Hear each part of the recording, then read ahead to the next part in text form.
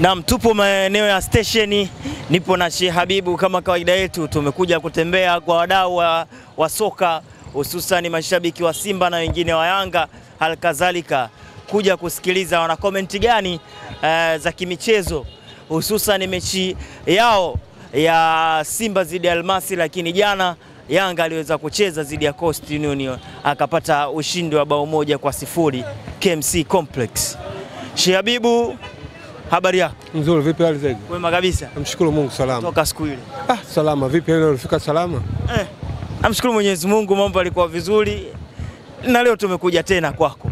Tupo pamoja ndugu yangu. Na tupo katika upenzi wetu wa mambo ya mpira na si wadau wa soka mpira na mpenzi wa Simba. Tupo kwenye changamoto ya mechi tunataka kucheza kesho. Tunaomba wanachama wa Simba, viongozi wa Simba na washabiki wa Simba na wadau wa Simba wanaipenda mpira. Sababu kuna kupenda mpira na kufanya fujo. Wanaipenda mpira. Naomba watu wote wafike kiwanjani.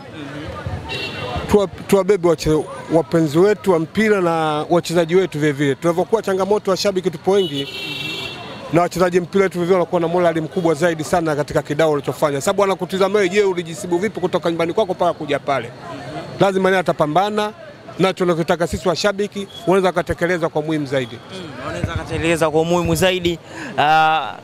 Maneno yamekuwa mengi sana kuelekea mchezo wenu zidi ya kesho ambao imebaki siku moja tu kuelekea mchezo.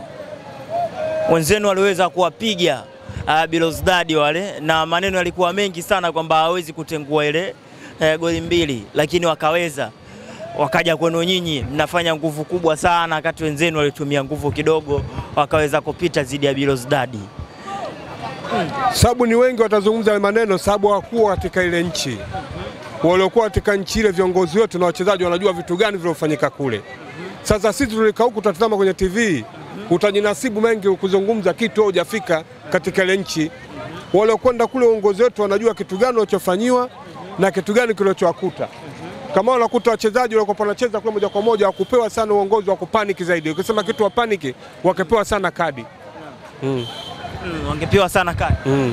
Sababu kile kitu washamua moja kwa moja kukeka katika mfumo wao na malengo yao walijitaka wao kiwe kitu fulani. Na ni hao ishafanyika na baada ya kucheza kule na sio wanakuja kwetu na sisi tunajigamba kwetu. Najigamba kwenu. Benjamin Mkapa. Ni miaka mingi sana, miaka 5 kama sikosei. Mmefika kwenye hatua hii, lakini mnakuwa changamoto kufika hatua ambayo ya nusu finali.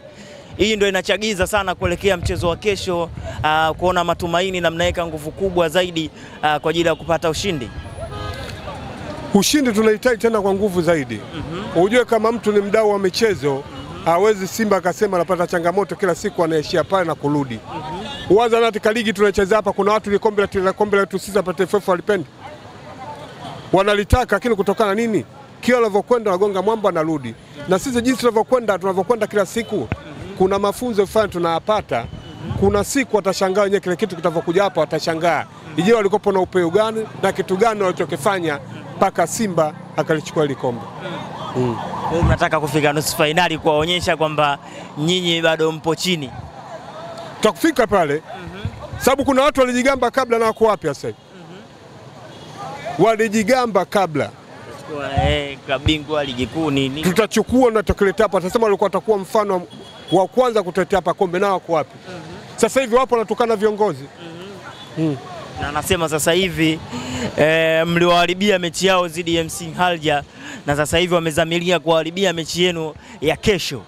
Sijui atafanya nini, lakini ndio hivyo wanavyosema. Sisi tulijaribia, hao walijaribia wenyewe.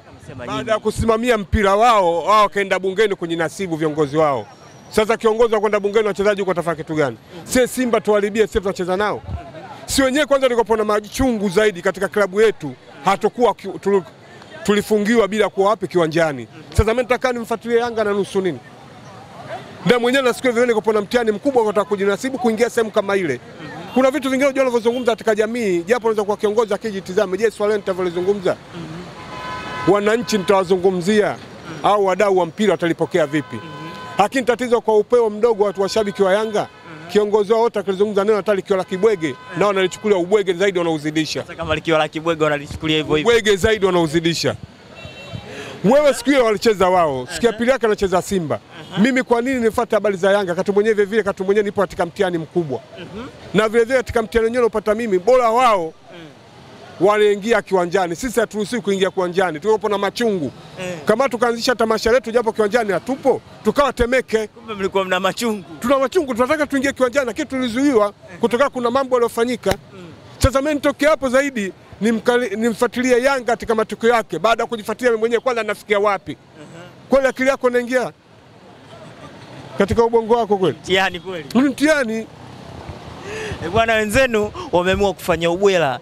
Ile tukio mimi limenishangaza. Mtu kwenye nguzo mbuzi. Aisee nyewe mna balaa lenu nyewe. Nani hao? Simba. Mna balaa lenu. Mbuzi mmempandisha kwenye nguzo ya umeme. Anakula majani. Sasa ni mambo ni kawaida tu. Mambo ya kawaida. Mambo ni kawaida. Hivyo vitu msikae sana naogopesha Waarabu. Hivyo ni vitu ni vipo ni morali ya washabiki. Ni vitu kama kuviamua mtu kuvifanya unavifanya. Sisi wenyewe kule kwa tunatufanyia mambo mengi sana. Sema kuna vitu vingine nyinyi sababu havijarushwa na sababu amkwepo wengi waandishi wa habari hamkutaka kuzaidi kuvitoa, lakini kuna mambo mengi walifanywa Simba kule ni mengi zaidi. Wao nyinyi ndio mnayajua mliofanywa kule Masri, ndio maana mliweza kuruhusu bao 2-0. Wanataka kuniambia hivyo Sheikh Habib? Si kama tulionanyeo, sisi kama tunaruhusu kuruhusu, hamna mtu akutaka mtu aruhusu bao 2-0. Tulikopo na hamu kutaka kushinda penalty tunanyimwa. Ni halali kabisa ile kitu kipo. Lakini sasa tuwezi kuzungumzia comment zaidi ya kulalamika katika mchezo ule ushapita. Sasa hivi tunazungumzia mchezo tunayokuja kucheza hapa kesho. Mlishindwa kushinikiza kupata zile penalty. Ile swala lishapangwa lile shehe. Pale kwa masiala pa utapewa watu kadi, kuna wachezaji wako wengine utawakosa. Hivyo Kumbe michezo mlikuwa mnaijua. Sasa sisi tupo muda mwingi katika michezo, katika mambo ya mpira haya. Maana mnataka na nyinyi muwafanyie michezo. Sana katika mechi ya kimataifa tunaelewa. Sasa mtu asielewa ataumia kichwa. Unaona nyinyi mnataka kuwafanyia michezo simpo kwenu. Sasa ndio maana nakwambia kuna kutoka na kuingia. Sisi tulitoka kwao. Sasa nao wanaingia kwetu. Kwa hiyo kazi wanayo vivyo na tupo naona changamoto ataziona. Bwana, jana niliona mmefanya mkutano na viongozi wote wa Simba wakubwa na viongozi wa matawi wakishinikiza kwamba mchezo wa kesho una umuhimu zaidi kwa Simba kwa sababu itakuwa ni fezea miaka 6 mfululizo mkiwa mnaishia hatua ile ile na sasa hivi mna kikosi. Ndugu yangu, katika mechi tunacheza kesho ina muhimu zaidi kuliko hata ligi yetu. Sababu ile mechi ya kimataifa na ile mechi unajulikana zaidi kuliko ligi unayocheza hapa. Na ile mechi kwanza ina hela nyingi kuliko ligi yako unayocheza hapa. Kwanza ile kitu ujue, katika mashindano loka Simba katika miaka 6 na unapanda tunawapata wachezaji wa kimataifa watu kuijua kama Tanzania kuna kitu gani. Hayo yote ni mambo ya Simba. Sasa hivi vitu sio vya mchezo. Lazima viongozi, wenyekiti, wazee wa matawi lazima wakae sehemu moja katika shughuli inayokuja ya moja, wajue kitu gani, kuna sehemu gani walokosea na sehemu gani wasawazishe. Walivyofanya kile kitu kwanza ni changamoto moja ni kubwa sana. Na aliamua kufanya mkutano ule kwanza Mwenyezi Mungu amjalie sana kwa mawazo waliofanya kitu kama kile. Nataka kuadhimishia wenzenu mechi yao. Simba wajanja nyinyi. Si wajanja, sisi tupo muda mwingi tunaelewa kitu gani cha kufanya. Wazima. Bwana, jana wameweza kushinda bao 1-0 dhidi ya Coast Union, watani wenu. Mechi watu waliongelea maswali mengi, wengine wanasema imekosa mvuto, mpira ueleweki. Wewe una maoni gani kuhusu hii mechi? Kwanza mechi yao mimi kuizungumzia inakuwa ni vigumu sababu nembo anaivaa wote ya kampuni moja. GSM. Sasa mimi kuwazungumzia wale kula na Doto mimi na kwangu ni vigumu.